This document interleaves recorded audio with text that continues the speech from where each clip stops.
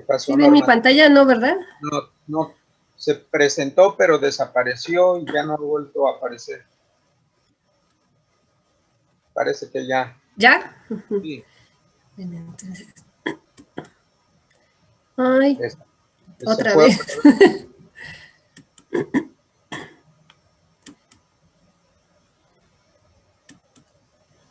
Ya. Es que es acá.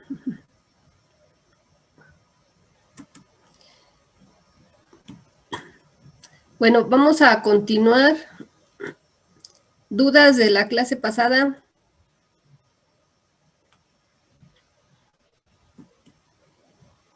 ¿No? Bueno, nos faltó ver los usos y los efectos adversos de los fármacos antiepilépticos. Entonces aquí les muestro en la tabla y les decía que los íbamos a ver al final precisamente porque algunos se utilizan para varios de los tratamientos.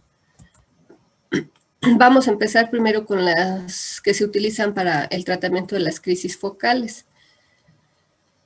Si recuerdan, pues había de origen motor y de origen no motor, y también las que iniciaban en un origen focal y después se hacían generalizadas del tipo tónico-clónicas. Entonces, para el tratamiento de este tipo de crisis focales, vean, de los fármacos convencionales, se utiliza la carbamazepina, la fenitoína y el valproato. Prácticamente estos son los fármacos incluso de primera elección que se utilizan para cualquier tipo de crisis focales. Para las generalizadas, bueno, o focales que se vuelven generalizadas, además se utiliza el fenobarbital y la primidona. Entonces, estos fármacos, los fármacos convencionales, los que son más antiguos, tienen la ventaja pues de que son más económicos comparados con los fármacos más recientes. Pero de los fármacos más recientes que se utilizan para el tratamiento de las crisis focales está la gabapentina, la lamotrigina, la tiagabina para las de origen motor, el topiramato, la sonizamida y el levetiracetam para las de origen no motor. Ya las que se vuelven generalizadas, pues ya las tratan más como crisis generalizadas.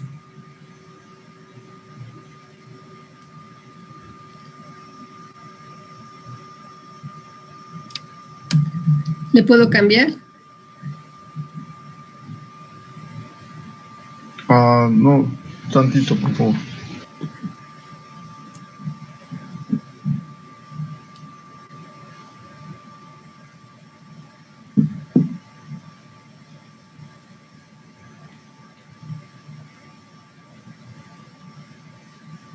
Ya probó. Para el caso de las crisis generalizadas también vimos que hay varios tipos. Particularmente, pues aquí les muestro las tres, digamos, que merecen atención especial. Una son las crisis de ausencia. Ya les había comentado de que de los fármacos que más se utilizan para el tratamiento de las crisis de ausencia está la etosuximida, que es un bloqueador de los canales de calcio, pero también se puede utilizar el valproato. Y en el caso de los fármacos más recientes se utiliza la lamotrigina. Para las crisis tónico-clónicas, las que llamamos crisis convulsivas, vean, se utilizan pues los mismos fármacos, carbamazepina, fenitoína, valproato, fenobarbital y primidona, que son los que vimos en la tabla pasada. Y los más recientes, la lamotrigina y el topiramato. Y en las crisis mioclónicas, el valproato y de este lado la lamotrigina y el topiramato. Entonces, si se fijan en las dos tablas, aparece el valproato para todos los tipos de crisis epilépticas. Entonces, el valproato es un fármaco considerado de amplio espectro y pues es el de primera elección cuando se presenta un paciente que posiblemente tenga epilepsia. Después de que se ha tratado con valproato, dependiendo de si determinan qué tipo de crisis epilépticas tiene, pues ya se cambia el fármaco que mejor responda. O si no responde bien al valproato, pues se cambia por otro de los fármacos.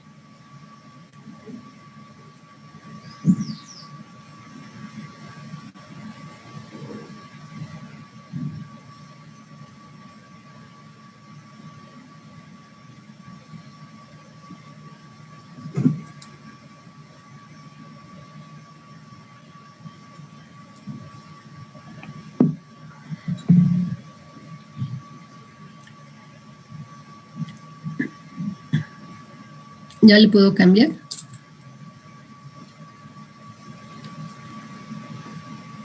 Yo, profesora. También tienen que recordar en este caso que hay al menos un 30% de pacientes que son refractarios al tratamiento farmacológico. Sí, creo que más adelante lo vemos. Bueno, esta es una tabla, digamos, resumida, que muestra el espectro de acción de los fármacos y el mecanismo de acción de los mismos. Sí, vienen los fármacos clásicos y algunos de los fármacos nuevos. El tipo de crisis ya no están aquí clasificadas como las clasifica la ELAE, pero son los tipos de crisis epilépticas que hay. Y de este lado aquí abajo los mecanismos de acción, aunque ya no está aquí, por ejemplo, la remasemida que activa los canales de potasio, o el levetiracetam que se une a la proteína vesicular 2A. Entonces esta es una tabla un poco más viejita. Pero bueno, es interesante porque aquí, por ejemplo, de los fármacos clásicos, vean, si tiene un signo más, es que se utiliza para ese tipo de crisis. Si es un signo menos, es que no. O más bien este puntito es que no. Y este más menos es que puede utilizarse para esos tipos de crisis. De los fármacos clásicos, vean que están las benzodiazepinas, que pues en alternativa al valproato, que vean el valproato también se utiliza para todos los tipos de crisis, están las benzodiazepinas. Entonces son de los dos más económicos y pues de más, digamos que de primeras elecciones para tratar las epilepsias. De aquí, bueno, están la fenitoína, el fenobarbital, la etosuximida y la carbamazepina.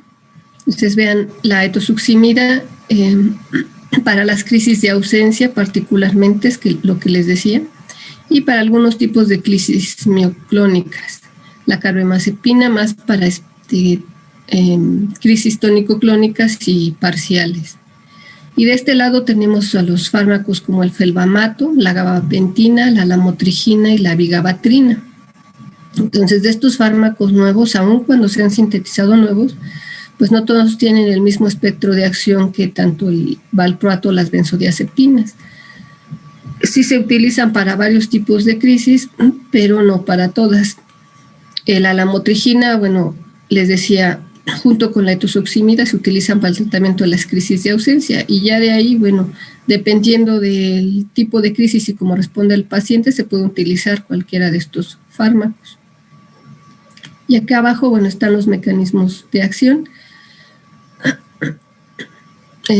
Particularmente, pues las del valproato que yo les había mencionado, desde la inhibición de los canales de sodio, la facilitación o potenciación GABAérgica y la inhibición de los canales de calcio tipo T. Entonces, es el fármaco que tiene más mecanismos de acción y pues por lo tanto es el que tiene un mayor espectro. Hasta ahorita, bueno, el desarrollo de los fármacos nuevos, pues la intención es que sean de utilidad. En algunos, bueno, se ha visto que para cierto tipo de crisis, sobre todo para los espasmos infantiles, como la remasemida, son de mayor utilidad y ya son más específicos.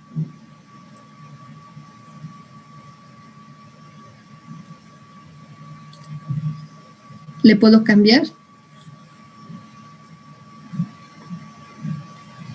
Sí, profe. Bueno, y este es el esquema que les había mostrado ayer, que le dije que lo íbamos a ver al final, para que vean particularmente ya en dibujito dónde se actúan los fármacos antiepilépticos. Vean, esta es una neurona excitadora, o sea, por lo tanto libera glutamato, es la neurona presináptica. Después está una neurona posináptica, y vean que en esta neurona posináptica además tiene una sinapsis de una neurona inhibidora. Esta neurona inhibidora es la que libera GABA. Entonces, este es un arreglo neuronal, digamos, frecuente en el sistema nervioso central. Entonces, aquí está la neurona excitadora y vean, aquí están los canales de sodio dependientes de voltaje, que son los que dijimos que se activan cuando se produce el potencial de acción. Y los canales de potasio dependientes de voltaje, que son los que repolarizan a la membrana en el potencial de acción. Entonces, aquí en los canales de sodio dependientes de voltaje, pues es el sitio de acción de los fármacos que bloquean esos canales, que ya los habíamos visto. En el caso de los canales de potasio dependientes de voltaje, aquí está la retigabina. Y vean que aquí en el botón terminal están los canales de calcio dependientes de voltaje, que son los que se activan cuando llega el potencial de acción para que se produzca la exocitosis del neurotransmisor. Entonces, estos canales de calcio dependientes de voltaje son los que se bloquean por estos fármacos. Entonces, quiero que les quede claro la ubicación de los canales, ¿sí? Porque ayer que les pregunté no sabían en dónde estaban. Entonces, estos son los canales de sodio, los canales de potasio y los canales de calcio. De este lado, en la membrana posináptica, tenemos a los receptores para glutamato, el receptor NMDA y el receptor AMPA. O sea, aquí dijimos que en el receptor AMPA actúa el topiramato y en el receptor NMDA el felbamato, que son los antagonistas glutamatérgicos. No está bien escrito el nombre del topiramato. Así es, está mal, es topiramato. Y de este lado de la neurona inhibidora, la neurona GABAérgica, están los que actúan potenciando la actividad GABAérgica, ¿no? Los que inhiben a las enzimas que metabolizan al GABA y los que actúan sobre el receptor GABA. En este caso, sobre el receptor GABA, dijimos las benzodiazepinas y el fenobarbital. Y de este lado, los que inhiben a las enzimas que metabolizan al GABA, la vigabatrina y el valproato, y los que inhiben el transportador de GABA, que también revisamos. Y por último, la modulación de la transmisión por el levetiracetam, que se une a la proteína vesicular 2A, que se encuentra acá en la neurona, bueno, se encuentra en todas las neuronas, pero bueno, aquí se ilustra el efecto sobre las neuronas glutamatérgicas en la membrana vesicular. Dijimos que aquí se une este fármaco a esta proteína vesicular y lo que hace es inhibir la liberación del glutamato. Entonces, este es el sitio de acción de todos los fármacos que revisamos.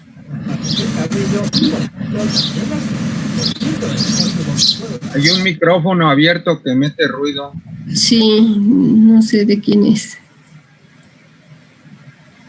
Bueno, ¿preguntas? ¿No? Le voy a cambiar. Con respecto a los efectos adversos, también les digo, los vamos a revisar así porque pues comparten muchos de los efectos adversos que producen. Entonces están otra vez por los fármacos convencionales o los más antiguos y algunos de los fármacos más recientes. Si tiene signo más es que produce el efecto, si tiene signo menos es que no produce el efecto. Entonces, vean, dentro de los efectos adversos hay alteraciones neurológicas. En general son alteraciones del sistema nervioso central, precisamente por el mismo mecanismo de acción que tienen, pues no son completamente selectivos para bloquear, por ejemplo, canales de sodio o de calcio de las neuronas glutamatérgicas. Prácticamente pueden bloquear canales de sodio o canales de calcio de cualquier neurona o célula excitable que tenga ese tipo de canales. Por lo tanto, los efectos adversos, pues sí son varios.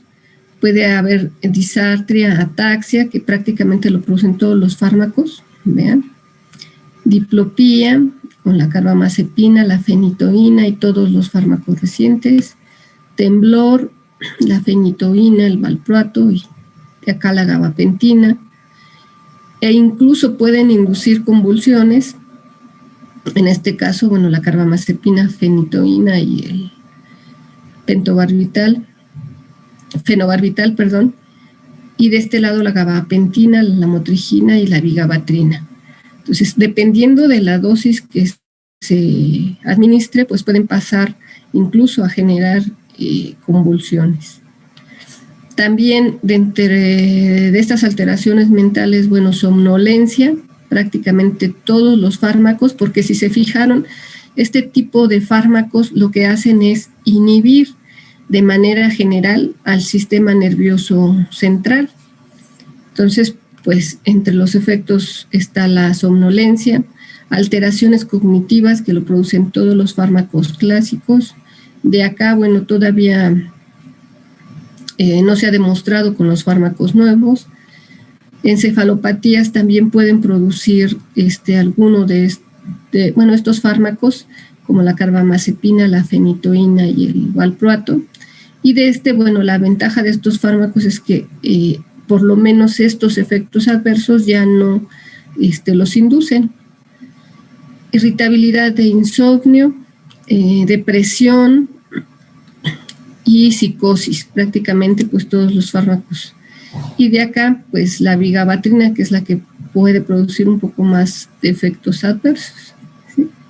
Entonces, estos son unos de los efectos adversos que producen estos fármacos.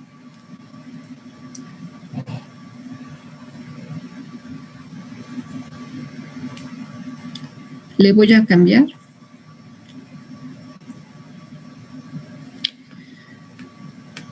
También pueden producir alteraciones gastrointestinales. ¿Por qué? Pues porque el sistema gastrointestinal también está formado por células excitables. Entonces también pueden tener efectos sobre este sistema. Pueden producir náuseas, vómito, en este caso pues estos fármacos. Anorexia y disminución de peso con la carbamazepina y el fenobarbital, el felbamato. Aquí se ilustra que con el valproato puede haber disminución de peso, pero normalmente lo que se produce en los pacientes que toman valproato es el aumento de peso. Este aumento de peso también se observa con la administración de gabapentina y de vigabatrina. Como son tratamientos crónicos, pues por eso se puede generar este aumento de peso, que en algunos casos pues sí es significativo, sobre todo considerando el tiempo de tratamiento. Otras alteraciones, por ejemplo, la alopecia, lo produce el valproato. Al contrario de la hipertricosis, pues la carbamazepina, el felbamato y la fenitoína.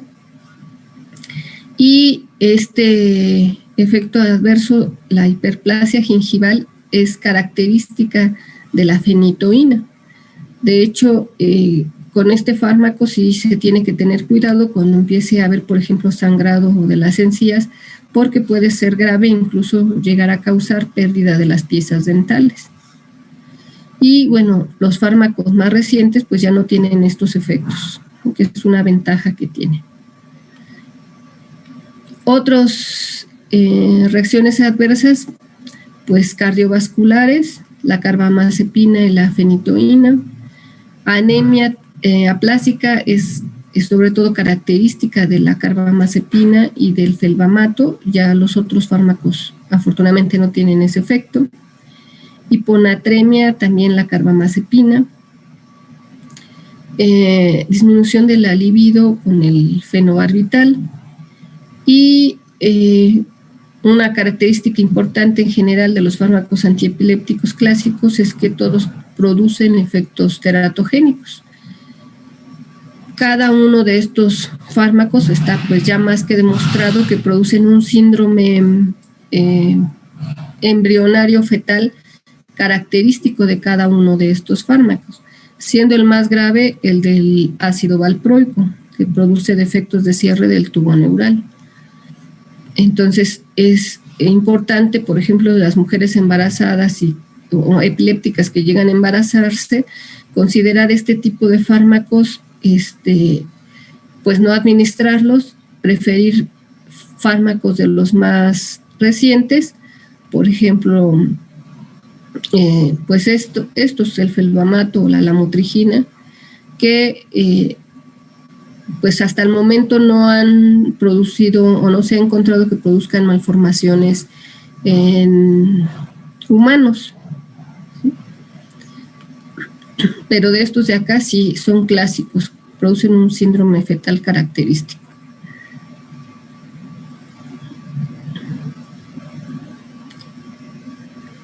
¿Le puedo cambiar?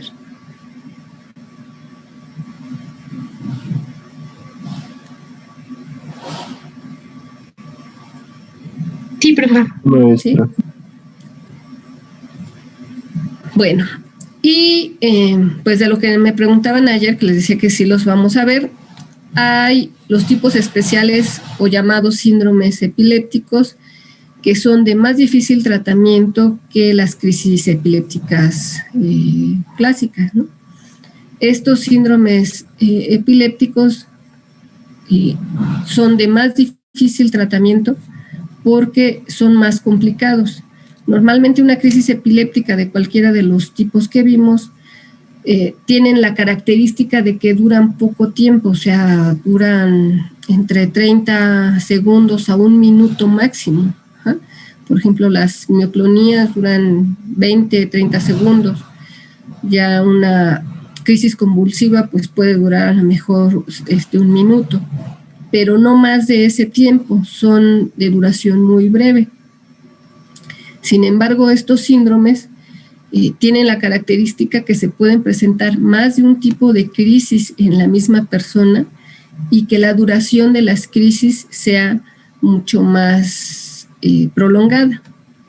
Entonces está el síndrome de West.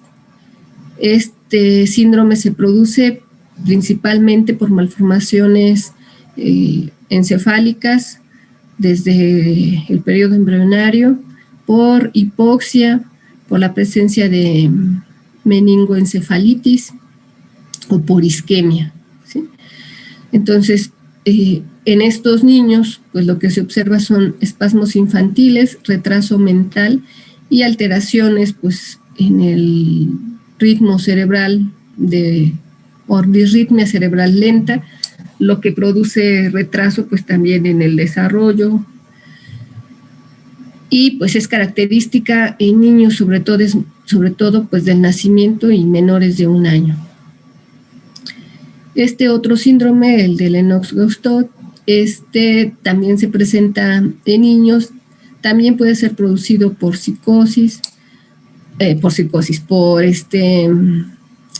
isquemia, por daño cerebral, incluso al nacimiento. La característica de este síndrome pues es que estos niños presentan ausencias, crisis tónicas y o atónicas y el retraso psicomotor. Como mencionamos ayer, pues el problema también es que estas enfermedades pues se consideran también neurodegenerativas. Conforme se aumenta la frecuencia de las crisis, pues se va produciendo más daño cerebral y por lo tanto esto se puede ir agravando si no se le da tratamiento. Y el otro es el status epilepticus. en este caso, lo que ocurre es que se presentan crisis tónico-clónicas, o sea, las crisis convulsivas generalizadas, pero que duran mucho tiempo. O sea, si normalmente dura máximo 1 minuto, bueno, pues estas duran más tiempo, duran más de 5 minutos, 10 minutos. Y lo más crítico, pues, es que se tiene que tratar de detener la crisis, porque en una crisis tónico-clónica hay una alta actividad muscular y pues esto puede traer consecuencias para el organismo. Entonces, estos son algunos tipos especiales de epilepsia, pues que se presentan sobre todo en los niños. ¿Qué tratamiento se les da? Bueno, en el caso del síndrome de West, pues el tratamiento, más que con fármacos antiepilépticos, el de primera elección o lo primero que se les da es con hormonas, la ACTH, la hormona adrenocorticotrópica, o la misma hidrocortisona. Ya si pues el paciente se le puede administrar un fármaco antiepiléptico, dependiendo del tipo de crisis que predomine, pues se le administra, ¿sí? Pero lo primero es este tipo de fármacos. Para el síndrome del Lennox-Gastaut se administra principalmente felbamato, rimacemida y topiramato.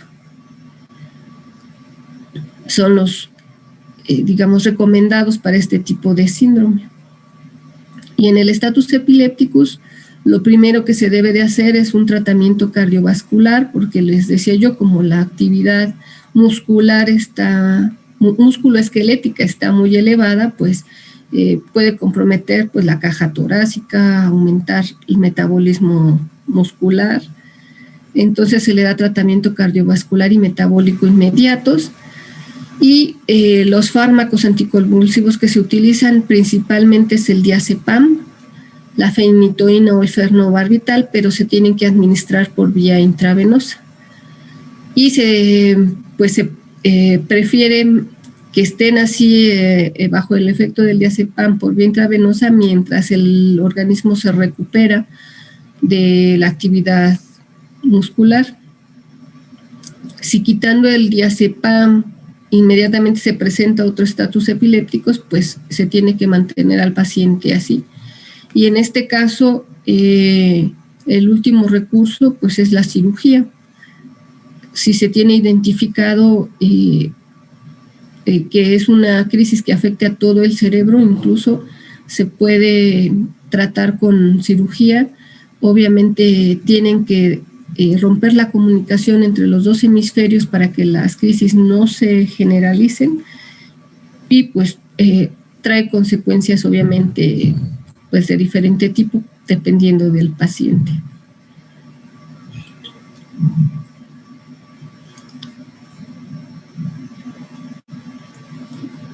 ¿Le puedo cambiar? Sí, profesora.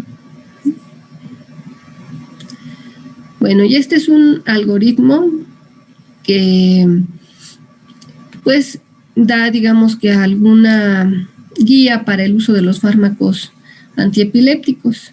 Entonces, lo primero que se tiene que considerar es el tipo de crisis, si es local o focal, o si es generalizada. Entonces, si es generalizada, pues ya vimos los fármacos, sobre todo el valproato va a aparecer en todos. Si es mioclónica, este tipo de fármacos. Aquí está la carbamazepina y la oxcarbazepina, que es de este mismo grupo, de la carbamazepina. Para las crisis de ausencia, vean la etosuximida y la lamotrigina. Bueno, el valproato también, pero pues estos digamos que son los primeros de elección, y se debe de evitar la carbamazepina y la tiagabina. Después se deben de considerar los factores individuales, por ejemplo, si tiene enfermedades comórbidas, por ejemplo, migraña, Si tiene migrañas, se prefiere el topiramato y el valproato. Si tiene depresión, se debe de considerar la lamotrigina, que vean, no son fármacos convencionales, sino es uno de los fármacos nuevos, porque como vimos, los fármacos convencionales producen depresión y pues entonces agravamos la depresión. Si el paciente es obeso, pues se debe de considerar topiramato y evitar el valproato, porque dijimos que el valproato produce aumento considerable de peso. También si tienen cálculos renales, por ejemplo, evitar topiramato y sonizamida. Si están tomando diuréticos, evitar la oxcarbazepina. Si tienen dolor crónico, la gabapentina es un buen fármaco porque incluso se utiliza para el dolor crónico. Dificultades de conducta, por ejemplo, evitar el levetiracetam. Si son alérgicos, pues se debe de evitar, por ejemplo, la lamotrigina, o si son alérgicos a las sulfas, la sonizamida. Y los factores demográficos, lo que les decía, ¿no? Si es una mujer que está planeando embarazarse, pues considerar los fármacos nuevos y evitar lo más posible el valproato. Si económicamente pues tienen desventajas o no tienen mucho dinero, pues la fenitoína, la carbamazepina, el fenobarbital, incluso el valproato, porque tampoco es muy caro el valproato. Y otros factores, por ejemplo, si la lesión está en el hemisferio dominante, se debe de evitar el topiramato. Si hay dificultad para recordar que se deben de tomar el fármaco, se debe de considerar la sonizamida y el valproato. Y si necesitan una acción rápida, por ejemplo, considerar el levetiracetam y la oxcarbazepina. Entonces, hay diversos algoritmos. Pues yo lo encontré porque considera varios factores, pero también pues puede haber otros considerando el tipo de crisis que se presenten y conforme el primer tratamiento que se vaya tratando, que se vaya dando, si el paciente no responde, pues se tiene que considerar otro. Normalmente se inicia con los fármacos clásicos. Si no responde a los fármacos clásicos, entonces se utiliza otro tipo de fármacos. Y como les dice el maestro, pues tienen que considerar que también hay pacientes que son refractarios a cualquier tipo de fármaco y que pues con esos hay que tener pues otro tipo de tratamiento. ¿Preguntas hasta aquí?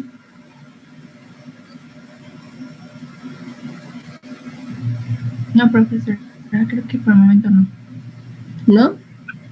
Bueno, entonces con eso terminamos el tema de fármacos antiepilépticos.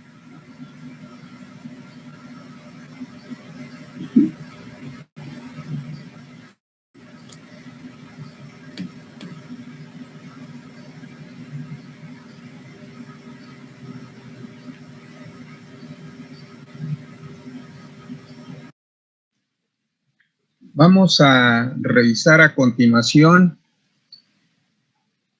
los fármacos que se emplean para el tratamiento de las enfermedades neurodegenerativas.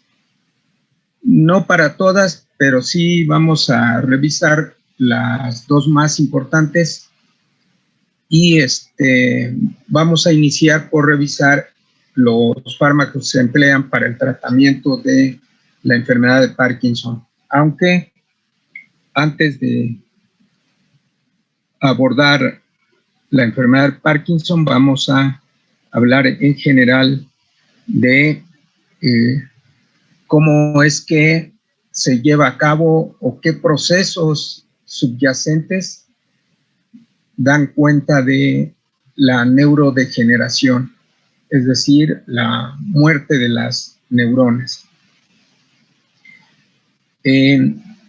Se sabe que al menos hay 3 factores que inciden en la muerte neuronal. El primero, le regresé sin querer. El primero es la presencia de toxinas ambientales. Vamos a ver más adelante cómo estas pueden influir. El propio metabolismo neuronal, como vamos a ver, el metabolismo neuronal puede originar radicales libres, puede aumentar el estrés oxidante y también inexorablemente el envejecimiento. Estos tres factores tienen en común que pueden llevar a cabo la síntesis, la producción de radicales libres, aumentar el estrés oxidante y producir también un fenómeno que ya lo hemos mencionado, que se llama excitotoxicidad. Este fenómeno se los mencioné cuando vimos depresión, porque es un fenómeno que se origina con altas concentraciones citosólicas de calcio y que llevan a la muerte de las neuronas en este caso. Bueno, por todos estos factores, hay algunas poblaciones neuronales que resultan más sensibles, que resultan más vulnerables y son las primeras que comienzan a neurodegenerar, aunque como se sabe ahora, pues inevitablemente con el paso del tiempo no solo es una población neuronal, sino que van neurodegenerando otras más. La consecuencia de la formación de radicales libres, del estrés oxidante y de la excitotoxicidad es que se produce daño a las macromoléculas más importantes del organismo y así se produce daño en las proteínas, en los lípidos, en el DNA y todo en su conjunto pues lleva a la muerte celular. En este caso particular hablamos de la muerte de las neuronas. ¿Alguna pregunta?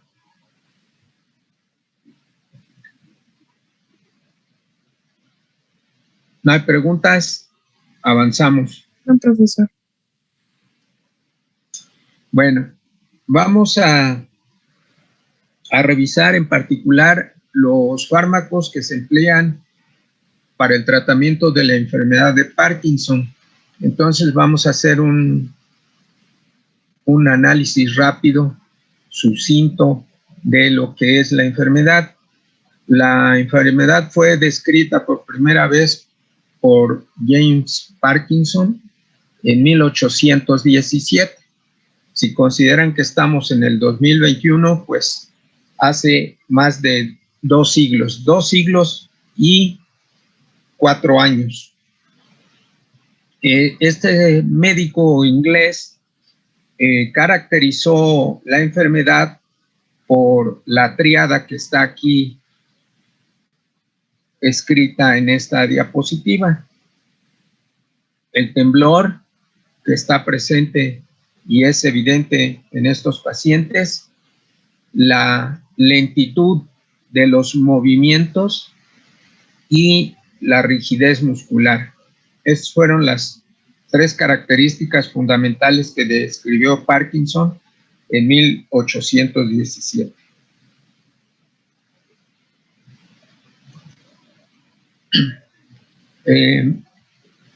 De más o menos por 1960, desde esa época que presentó la enfermedad Parkinson, hasta 1960 fue que se supo que los pacientes con Parkinson tienen una disminución muy importante en las concentraciones de dopamina, reducción en la población neuronal dopaminérgica, en el sistema nigroestriadal, bueno, en la zona de los núcleos basales.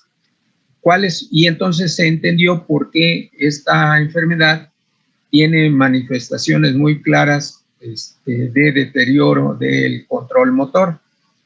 Y ¿Cuáles son sus características? Bueno, tiene características motoras, son muy evidentes, pero también tiene características no motoras. De las características motoras, la más importante, la más discapacitante, es la bradicinesia. ¿Saben qué es la bradicinesia? No, profe. No, profe. Bueno, bradicinesia viene de brady, como si dijeran bradicardia. Brady significa lento y cinesis, pues movimiento. Entonces, lentitud en los movimientos. Normalmente esta característica implica que cuando quieren originar un movimiento no lo pueden iniciar rápidamente como normalmente lo hacemos, sino que el sistema se le dificulta iniciarlo, pero también el otro problema es que una vez que se echan a andar los movimientos, también es difícil detenerlos. O sea, toma inercia el sistema para producir los movimientos y luego también es difícil cortarlos, detenerlos. Existe temblor en reposo, rigidez. Esta rigidez se debe a un aumento en el tono muscular esquelético y este aumento en el tono muscular esquelético pues es parte de lo que explica la bradicinesia.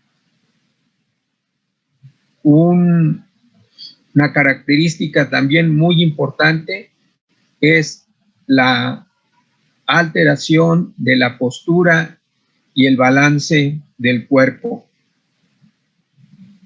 Puede haber congelamiento de la marcha. Cuando hay congelamiento de la marcha, significa que ya la enfermedad está muy avanzada, desafortunadamente. Se pueden presentar también movimientos oculares anormales y ya en los últimos estadios de la enfermedad, pues se tienen dificultades para hablar, para tragar y se adoptan posturas anormales. Entonces, todo esto es resultado de la alteración de la función de los núcleos basales por reducción en el número de neuronas dopaminérgicas del sistema nigroestriadal y la falta de dopamina en este sistema.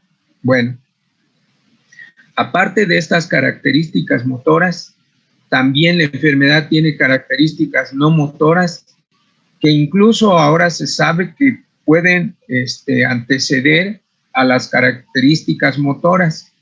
Una de ellas es la anosmia. La anosmia es una característica, al parecer, general en todas las enfermedades neurodegenerativas. Así que debemos de estar muy al tanto de si nuestros abuelos presentan anosmia o se les reduce la capacidad de olfacción. Otras características pueden ser la constipación, que realmente formaría parte de lo que acá llaman trastornos autonómicos. También trastornos del sueño, alteraciones de la sensación, cambios de humor y deterioro cognitivo. Es frecuente que presenten también demencia y signos de psicosis. ¿Alguna pregunta?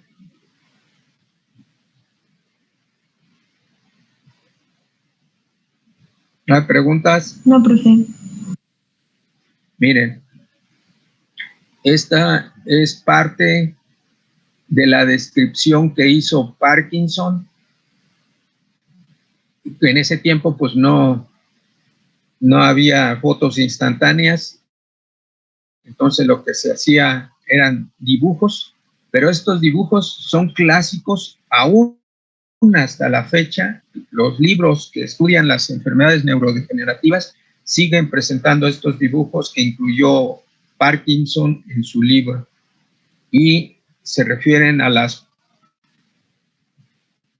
posturas y alteraciones en el balance durante la caminata. Suelen estos pacientes arrastrar los pies al caminar.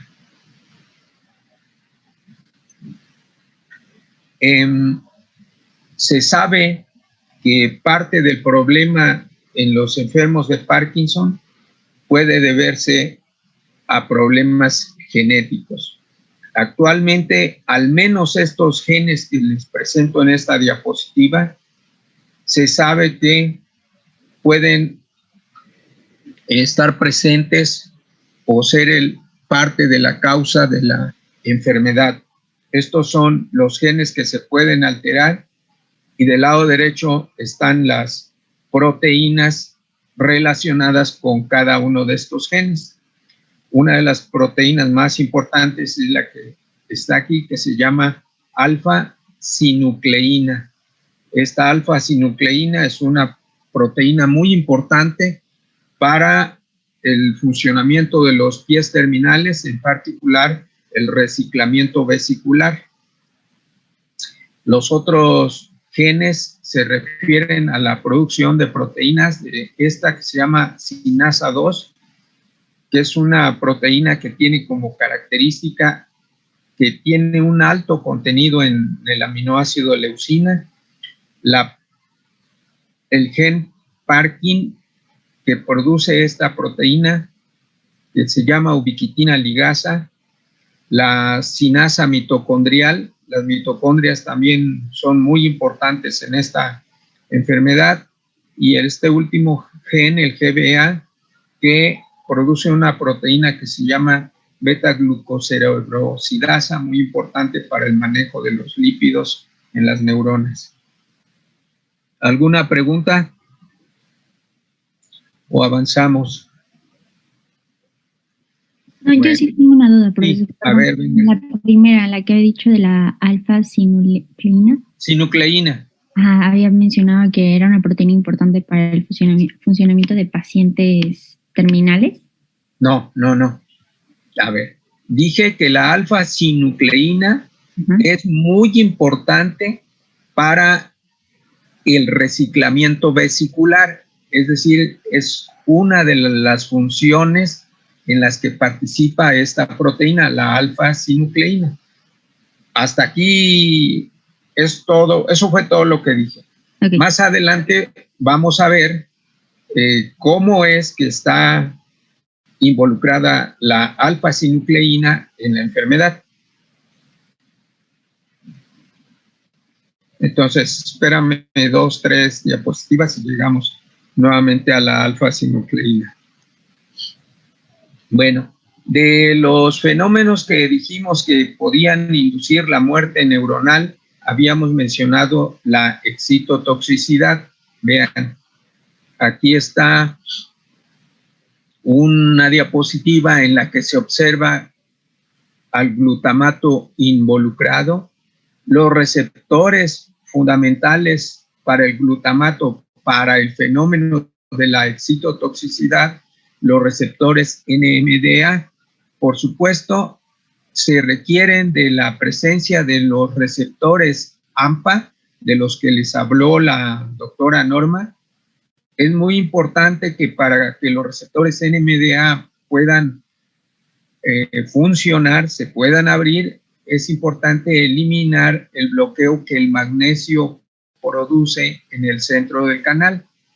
Para eliminar el bloqueo del receptor NMDA es importante que la membrana se despolarice, y la membrana se despolariza por la presencia siempre de los canales de AMPA.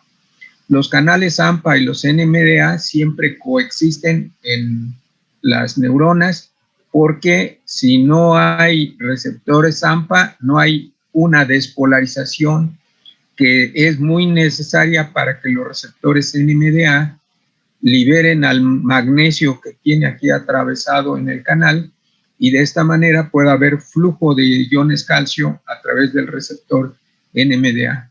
esta elevación de los canales de calcio es lo que tiene como consecuencia la apoptosis vía mitocondrial. Aquí lo pueden ver. Aquí dice señales apoptósicas que llevan a la activación de las mitocondrias.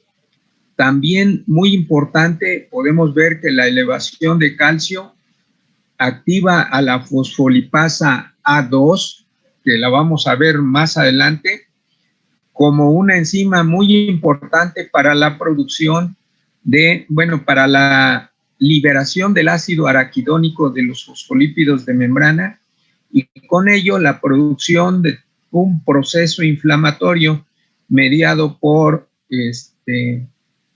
prostaglandinas, leucotrienos y demás. Entonces, fíjense, la activación de estos receptores por el glutamato puede llevar directamente a la producción de señales apoptósicas directamente o en gran parte mediadas por la activación de las mitocondrias, y también siempre que haya una elevación de calcio, va a haber activación de señales que van a producir procesos inflamatorios. En las enfermedades neurodegenerativas, por ejemplo, en la epilepsia, ya vimos que en la epilepsia es muy importante la elevación de calcio citosólico cuando hay disparo en ráfaga de las neuronas, y también por esa razón, siempre que un paciente tenga una crisis epiléptica, pues va a dar lugar a procesos inflamatorios, y por eso es que la enfermedad es neurodegenerativa, por esta razón. Bueno, entonces, en el caso de la enfermedad de Parkinson, los procesos inflamatorios son muy importantes y también los procesos apoptósicos.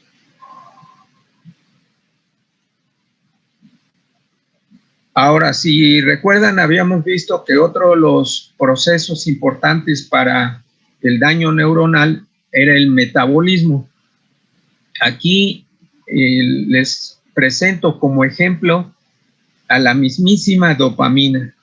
Vean, la enfermedad de Parkinson es un problema por la muerte de neuronas dopaminérgicas en el sistema nigroestriadal.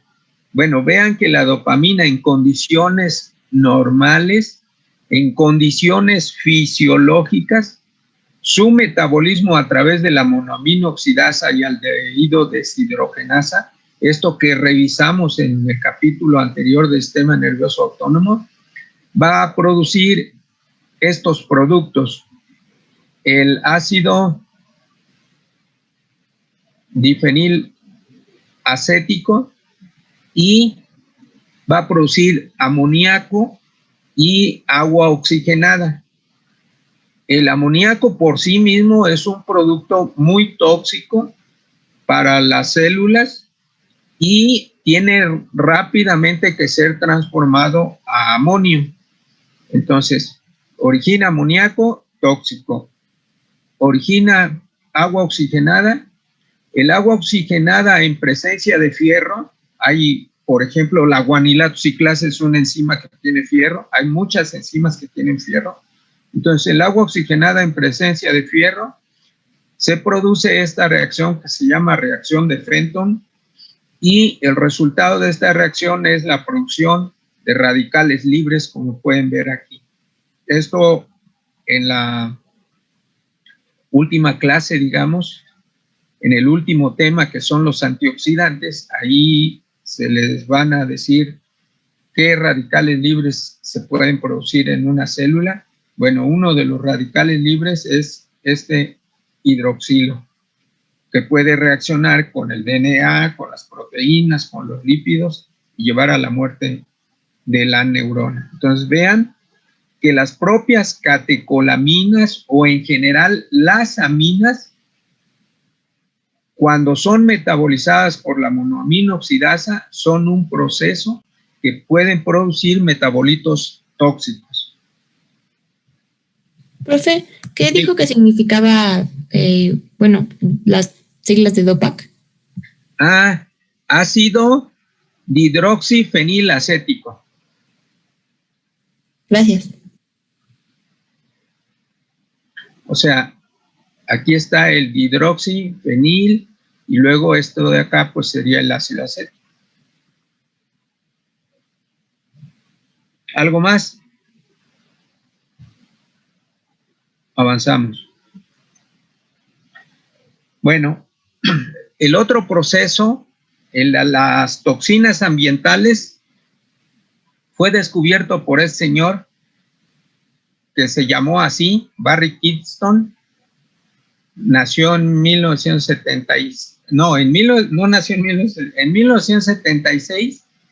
Ese señor comenzó a tener problemas porque era así como ustedes, estudiante de química, pero quería sintetizar análogos de la meperidina, un opioide, porque los sintetizaba y él mismo los consumía. Entonces, esta es la sustancia que él quería sintetizar, la 1-metil-4-fenil-propionoxipiperidina, que es un análogo de la meperidina que claramente se conoce como un agente opioide para su consumo. El problema es que originalmente lo comenzó a hacer de manera meticulosa, utilizaba las materias primas, llevaba a cabo las reacciones, tenía el producto, lo purificaba muy bien, lo consumía y hasta ahí todo iba bien. El problema es que como cada vez se fue haciendo más adicto a los opioides, cada vez fue siendo menos cuidadoso en la síntesis del compuesto, a punto que llegó a administrárselo prácticamente sin purificarlo. Así que el producto que tenía, además del compuesto nuevo sintetizado, pues llevaba parte de las materias primas. Una de las materias primas que utilizaba este señor es la 1-metil-4-fenil-1,2,3,6 tetrahidropiridina, este compuesto, conocido mundialmente en el ámbito farmacológico y toxicológico como el MPTP, que quiere decir metil-fenil-tetrahidropiridina. Bueno, la metilfeniltetrahidropiridina resulta que se sabe ahora que es o puede ser sustrato de la monoamino oxidasa B en particular, y por acción de la monoamino oxidasa B en dos pasos, primero pasa a metilfenildihidropiridina y luego a metilfenilpiridinio, como pueden ustedes ver aquí con una carga positiva. Bueno, esta reacción la lleva a cabo en el organismo la MAO-B. Entonces resulta que este señor que les presenté utilizaba esta materia prima para producir su opioide particular, pero cuando se descuidó y dejó de purificar el producto, pues se inyectaba el opioide, pero junto con este compuesto que es la materia prima. Esto comenzó a ingresar a su organismo y ya en el organismo su MAO-B se encargaba de producir el metilfenilpiridinio. ¿Y qué hace este compuesto? Pues hace lo siguiente. Esta es una neurona monoaminérgica. Lo que quiere decir es que puede ser dopamina, noradrenalina, adrenalina, serotonina, y cualquiera de las monoaminas que les mencioné en fármacos antidepresivos. Y como se señala aquí, esto es un astrocito que están presentes junto con las neuronas. Entonces, la metilfeniltetrahidropiridina ingresa a los astrocitos. Los astrocitos tienen monoamino oxidasa B y aquí se producen las reacciones que les acabo de presentar y se termina produciendo el metilfenilpiridinio, que a través del transportador de monoaminas ingresa al citosol de las neuronas monoaminérgicas y en particular interacciona con las mitocondrias y altera su funcionamiento. Y por alteración de la función mitocondrial, ya vimos que estas pueden dar origen a apoptosis, pues esto lleva a la neurona a la muerte. Entonces, este señor, químico, adicto, pues de pronto comenzó a tener signos y síntomas de la enfermedad de Parkinson, pero resulta que lo clásico es que los enfermos de Parkinson al menos deben de tener 60 años de edad. En la década de los 60 años de edad, la incidencia de la enfermedad es más o menos como del 1%, y en la medida en que van aumentando las décadas de edad, la incidencia llega a alcanzar hasta 3-4% de las personas ancianas. Y entonces este muchacho pues estudiaba en la universidad, pues andaba por los 18 o 19 años y ya tenía signos y síntomas de la enfermedad de Parkinson. Entonces, pues desconcertó a los médicos porque era típico sus signos de esta enfermedad, pero era un sujeto joven en el que no se podía presentar esta enfermedad o no se sabía que se presentara.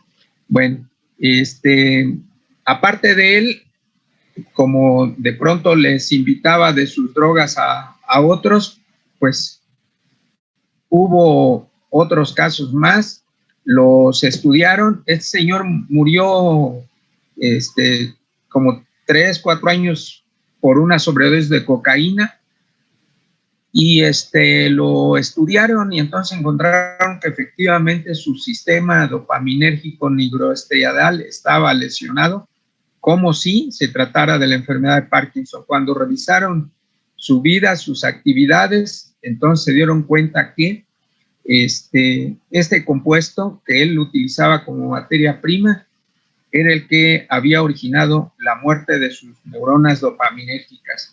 Y así este señor, sin proponérselo, descubrió una toxina que directamente mata neuronas dopaminérgicas y preferentemente del sistema nigroestriadal. ¿Alguna pregunta? Bueno, ahora se sabe que como una observación general, la incidencia de la enfermedad de Parkinson es más alta en lugares en donde se lleva a cabo o se vive de la agricultura y se utilizan mucho los herbicidas.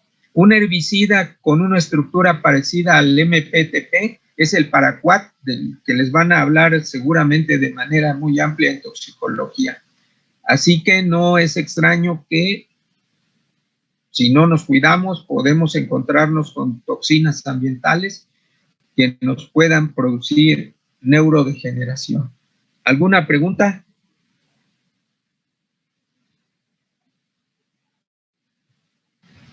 No, profesor. Bueno, entonces vamos a dejar aquí la clase, son 9:20 y mañana continuamos con, aquí podemos ver ya la alfa-sinucleína de la que les estaba yo hablando al inicio. Entonces, mañana continuamos aquí.